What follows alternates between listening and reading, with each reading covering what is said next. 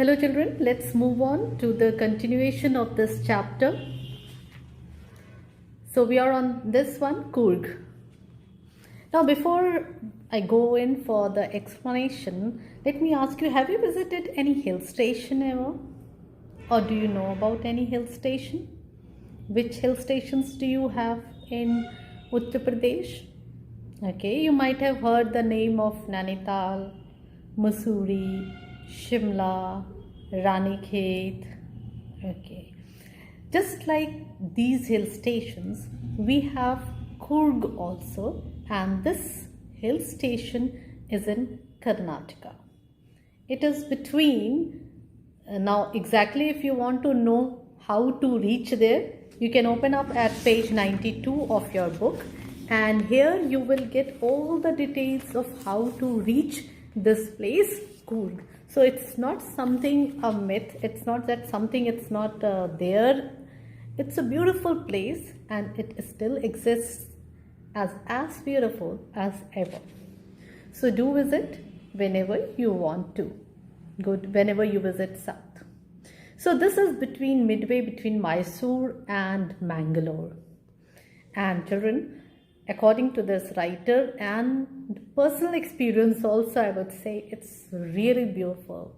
It's like heaven. And this writer also say it's as if a piece of heaven has been cut off and has been placed there midway between this Mysore and Karnataka, Mangalore.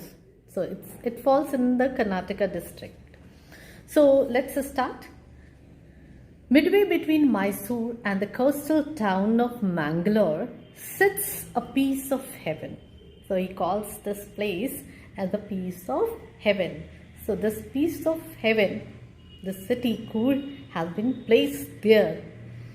This piece of heaven has been placed there that must have, and to a great extent he further admires this place and he calls it that what is now this heaven is what? Kingdom of God.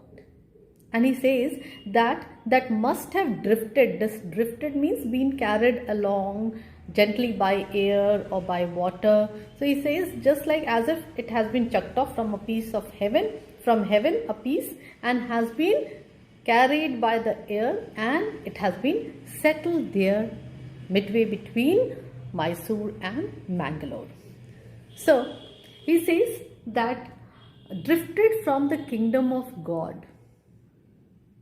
This land of rolling hills is inhabited means people, which kind of people live there, where which people are settled there, is inhabited by a proud race of martial men. Martial men means those who are related to warriors, beautiful women and wild creatures. Now this piece of land, it's full of forests, rainforests. It's famous for coffee and it is also famous for spices. Spices means masale. Masale like you have cloves, long, you have cardamom, elaichi. Okay, so all these are grown and even the weather supports the growth of these spices and coffee. And also because lots of rain is there, so there's lots of rainforests, and because of these rainforests they have wild creatures also. So it is inhabited by martial men, beautiful women and wild creatures. Coorg or Kodagu. It's also called Kodagu also. It's the smallest district of Karnataka and is home to rainforests, home to spices and home to coffee plantations. Means lots of coffee, lots of spices are grown here, and it has lots of rainforest. Most of the area is covered by rainforests, evergreen. It's all everyday rain. Even after the rainy season ends also, still they have rain almost every day. so is home to evergreen rainforests. Evergreen rainforests cover 30%. Remember now this data. So rainforests cover at least 30% of this district during the monsoons. It pours enough to keep visitors away. So during monsoon time, it's very difficult for the visitors, because see, if they will visit day and night, it's raining, it's pouring like anything, so they won't be able to go around and visit places. So naturally, those who come to explore, those who come to enjoy the places, the tourists that I'm talking about, they won't be visiting at this time. So monsoon is the season that is enough. It rains so much that it is enough to keep the visitors away. The season of joy commences from September. Season of joy, or you may say the best season to visit there is from September, and it continues till March. So the season of joy commences from September and continues till March. So what are the seasons where monsoons there? Which seasons, if we take it this way? What are the monsoon seasons, or the seasons that usually people don't prefer here visiting? That is October, November. That is the season from September to March is the season that people enjoy there. So April, May, June, July, August. Now these 5 months people usually don't visit, but then from September, October, November, December, January, February, March, they are the best seasons for the visit of this beautiful city, Coorg. The weather is perfect, and during this season, the weather is perfect, absolutely good for the visit. And with some showers, it's not that during these seasons from September to March it doesn't rain, but it has rain, it has showers almost thrown every day. So with some showers thrown in for good measure, to make it good, to make it almost to wash off the plants, to make it green, more green. So there are occasional showers. The air breathes of invigorating coffee.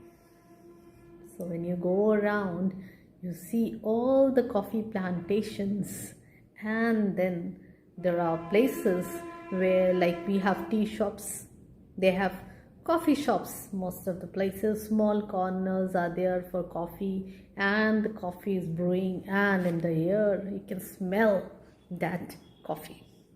So the air breathes of invigorating coffee. Coffee estates, just like you must have heard of tea estates of Assam and all, that will be coming also in the coming part of it. So like tea estates are there, just like that we have coffee estates also. So the coffee estates, big plantations of coffee, they call coffee estates. Coffee estates and colonial bungalows. Colonial bungalows, that is the bungalows that were built during the British regime. So colonial bungalows stand tucked under tree canopies, and they are put under the tree canopies in prime corners. And those small canopies are there. Canopies are roof-like covering that form shelters, that acts as a shelter places. And you can see those canopies almost at every prime corners of this small hill station. The fiercely independent people of Coorg. See, so many qualities we come to know about the inhabitants of Coorg. And one more thing that we come to know is the people are fiercely independent, means they believe in working, and they don't rely on the the income here, but they are hardworking. They work and they earn. Each member of the family is independent. They're fiercely independent. The fiercely independent people of Coorg are possibly of Greek or Arabic descent. Now, one more thing that we come to know about from this writer is that these people, their descent means their grandfathers, their ancestors, they belonged to great grandfathers, I would say, and great great grandfathers, their ancestors, they belong to either Greek or they belong to Arabs. They were Arabics or Greek. So here the writer confirms, he says the fiercely independent, because these people of Arab origins and Greeks, you must have heard, they were great warriors and they were very strong, and their build also was very tall and strong. So here also you will find people of the same build, Greek and Arabic descent, as one story goes.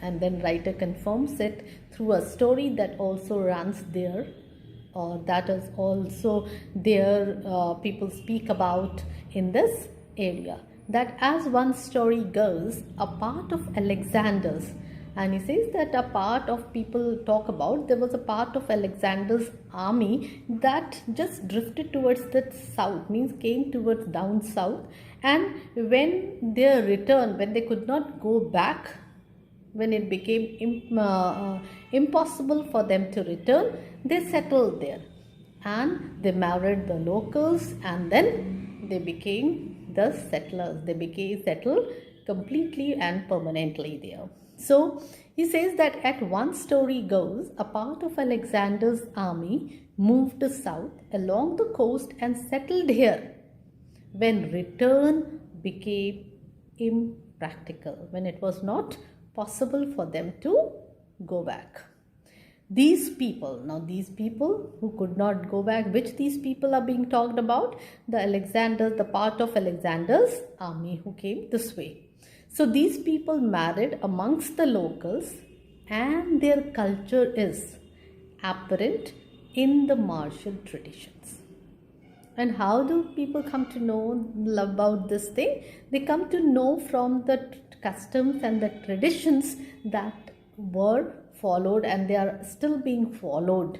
And he says that they are the same custom that is being followed by the Greek or the Arabs.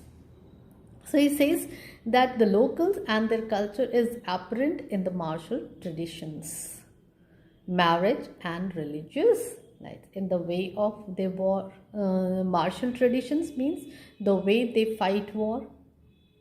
They follow the same tradition and practices there.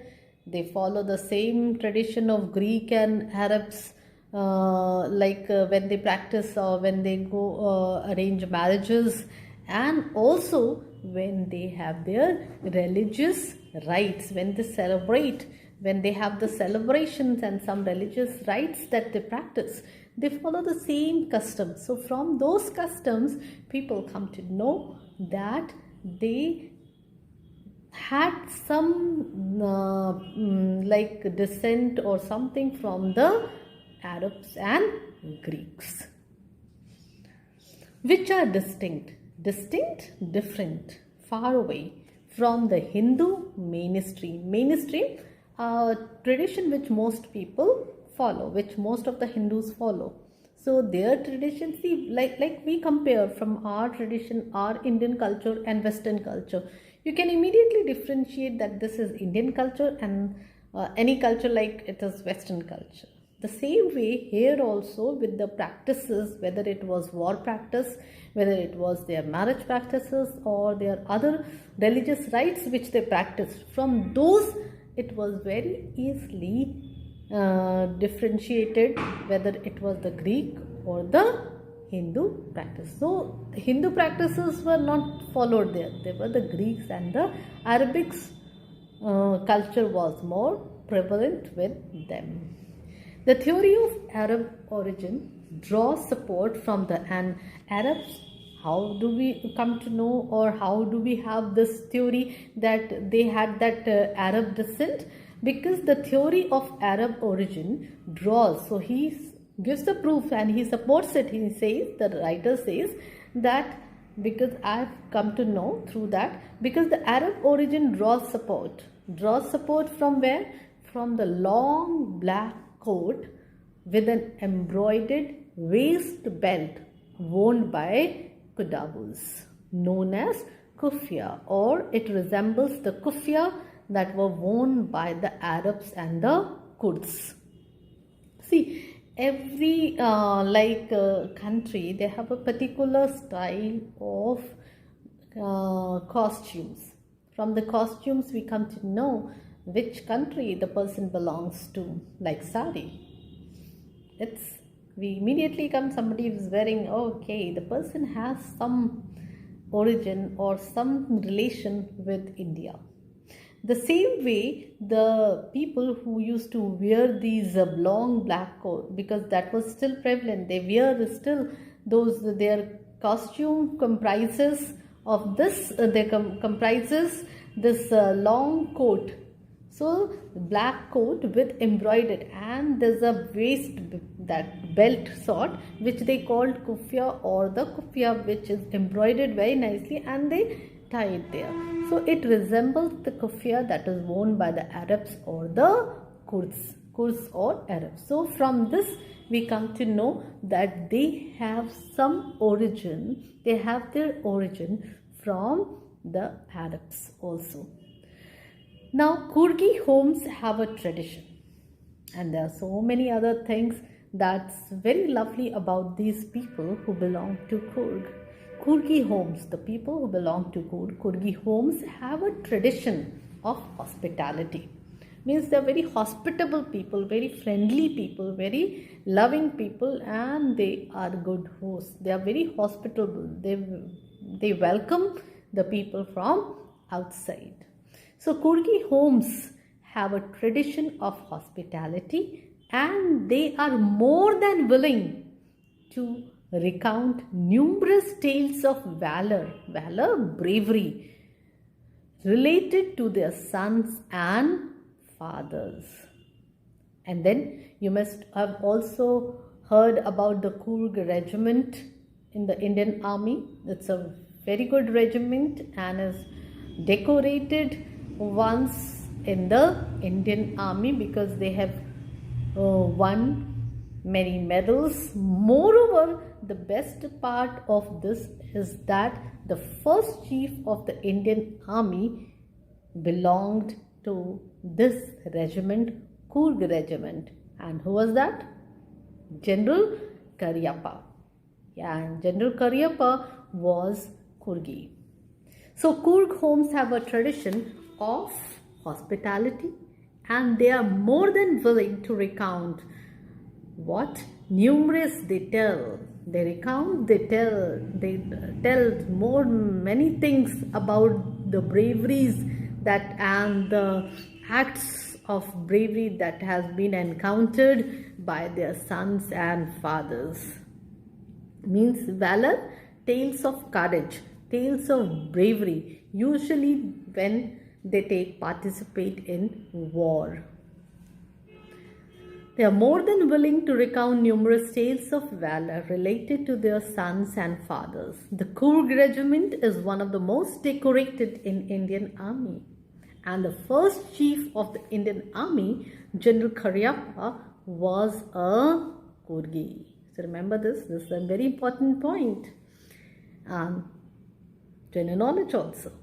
Even now, Kadavus are the only people in India. Children, it's point to be noted. These Kadavus are the only people in India who are permitted to carry firearms without a license.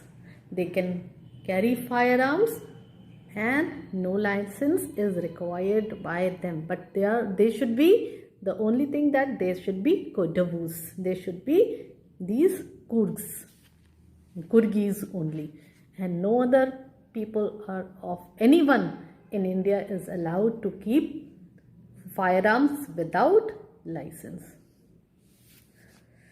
Then the river Kaveri obtains its water from the hills and forests of Kurg. Mahasir, a large freshwater fish, abound in these waters. Kingfishers dive for their catch, while squirrels and langurs drop partially eaten fruit for the mischief of enjoying the splash and the ripple effect in the clear water. So this is a very loving thing that was mentioned, and small kids and the kids and these monkeys are considered having the same qualities, isn't it? So when you have like a pond or something, and if a small child is standing at one end of it, what will he do? He will simply pick up one stone and throw it, and then he will enjoy the ripples that form. The same way these langurs, the monkeys with the black face, you may say, these langurs also, they used to eat the partially eaten fruit, or eat and then throw out of enjoying, just throw it in these lakes, and the splash and the ripple effect they would enjoy. Then there were elephants. Elephants enjoy being bathed and scrubbed in the river by their mahouts. Mahouts are those who look after these elephants, the owners, the caretaker of these elephants. So you'll always, these are the scenes that you would always come across when you are going through this hill station of Kurg. You will see that there are mahasis, you will see kingfishers driving for the catch, then you will see langurs throwing half-eaten, partially eaten fruit in the water and enjoying the splash and the ripple effect. Then you will see these squirrels, and then you will see these elephants with their mahouts scrubbing their backs, scrubbing and bathing them in these ponds and lakes. The most laid-back individual. Laid-back individual means the one who is relaxed, one who is not in a hurry. So the most laid-back individuals become converts to the life of high-energy adventure with river rafting. So this sport is very much prevalent there. Not only river rafting, canoeing, river rafting, then you have rappelling, you have rock climbing and mountain biking. Now you may underline these points because these are the sports that are there preferred in Kurg, and when people, the tourists, they visit this for these adventure sports also.